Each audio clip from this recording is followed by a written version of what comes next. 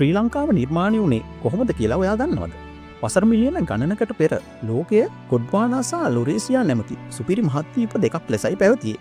මෙම සුපිරි මහද්වීප දෙක ඇතිවන්නේ වසර මිලියන 355 සිට 175 දක්වා කාලයකට පෙර පැන්ජියා නම් පෘථිවියේ භූමිස්කන්ධ සියල්ලම ඒකරාශී වී තිබූ දැවැන්ත සුපිරි මහද්වීපය දෙකට කැඩී යාමෙන් ගොඩ්වානා සුපිරි මහද්වීපයට ඉන්දියාව, අප්‍රිකාව, මැඩගස්කරය, ඔස්ට්‍රේලියාව සහ දකුණු ඇමරිකාව අයත් වුණා. වසර මිලියන 65කට පමණ පෙර මෙය කොටස් වලට වෙන්වීමට පටන් ගත්තා. වර්තමාන ඉන්දියාව සහ ශ්‍රී ලංකාව ලෙස හඳුන්වන භූමිස්කන්ධය ගොඩ්වානා ලන්තයෙන් වෙන් වී උතුරු දෙසට ගමන් කිරීමට පටන් ගත්තා.